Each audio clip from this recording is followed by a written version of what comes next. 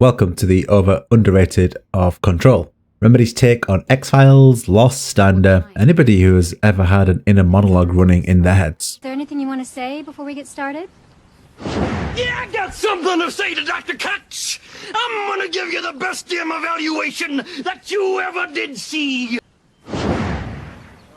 Nothing. Okay, I'll be right back. Control is a third-person shooter-struck action-adventure hybrid that blends the paranormal and Secret Service worlds. It received wide acclaim on release with a weighted critic-struck user score of 80%. For those new here, Over/Under is a feature we do where we look back at a game from the past and see if reviews over or underrated the game, because hype can be a real two-edged sword in the industry. So without further ado, welcome to the Over/Underrated for Lost in the Control of the X-Files. Visually and sonically, I found a game that oozed mystery out of every pore. Bright colours illuminate the darkness and really draw you to its mysteries. The oldest house, the building the story is based in, should be a very boring concrete block, but it's not.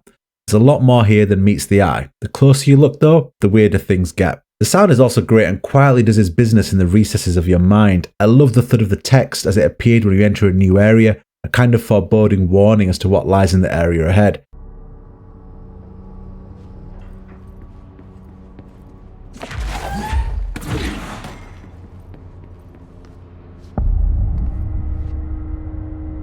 The effects on the abilities you have feel and look great. The weapons are punchy and the warped sounds as you launch a forklift at someone doesn't get old.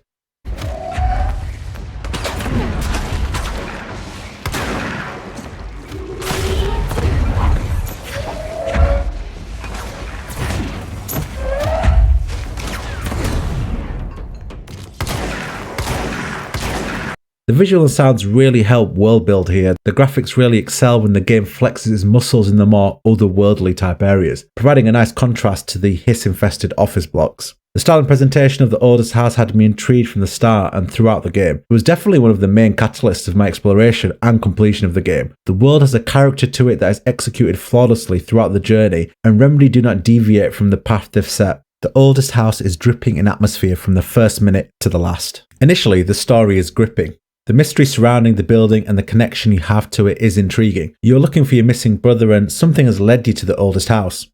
As you explore and dive deeper into the building, the story keeps dangling the tantalizing carrot in front of you of a juicy payoff. Sadly, that payoff never comes. Ultimately, the game ends on an anticlimactic note, seemingly setting up a DLC or a sequel, and this is a crying shame. An even bigger culprit is how the best content in the game is not even in the main story, but hidden behind side quests you can either completely miss or might just decide not to do. The clearly two best bosses are not part of the main story, and that is criminal to me. I mean, that actually makes it sound like the game actually has any memorable boss fights. It doesn't. The Metroidvania elements of the gameplay feel too optional. The story missions themselves are very linear, rarely mix anything up, and you can complete them all with minimal exploration outside of the places you have to go. The lore though is intriguing, but one thing I will always be consistent of in my reviews is how I feel it's a bit of a cop-out to load pages upon pages of interesting lore in notebooks.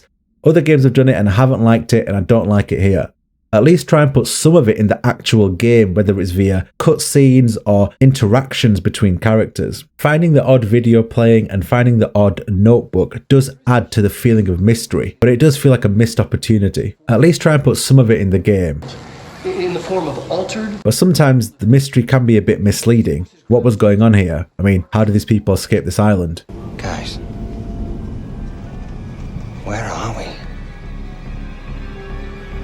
Oh, and talking about story-struck narrative, I guess it does count here, but you will face the same 5 enemies throughout the whole game. Engaging in combat with the hiss is what you'll spend much of your time doing, and it's far and away the biggest highlight on offer here, and carries the experience on its back. Equipped with a breathing gun known as the service weapon, Jesse can swap between numerous modes of fire on the fly. Kicking things off with the capabilities of pistol, she'll quickly amass variations that allow her to switch to the likes of a shotgun, machine gun and a magnum, or a sniper rifle, whichever way you want to see it. But it's really how the guns are used in tangent with their abilities that set the game apart. The saving grace in Control is the game's combat, which is so well executed, to the point where it nearly masks a lot of the other disappointing elements of the game. It's the addictive glue that pulls the game together. You can't play Control like a traditional third-person shooter. You need to constantly be on the move, dealing damage, killing enemies, which in turn generate health. Otherwise, you're going to be put down in a matter of seconds. It feels a little bit like Quake meets Darth Vader sometimes. It's superbly done, and when you start getting the cadence of your dodges, ability use and service weapons down, you feel incredibly powerful.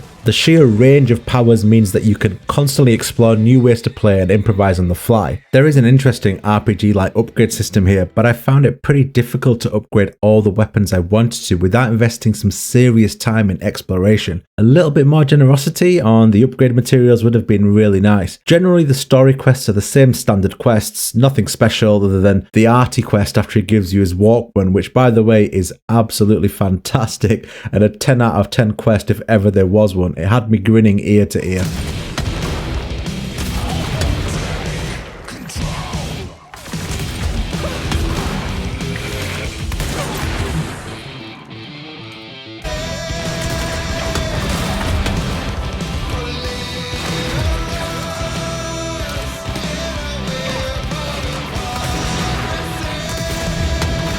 I have to mention that Control has an awful checkpoint system. Your progress is constantly being saved, which is great, but you can only respawn at the last control point, read fast travel point. What this results in is a lot of backtracking and a lot of going through a lot of different areas, and when you tie that in with the map, oh god, the map, oh god no, the map.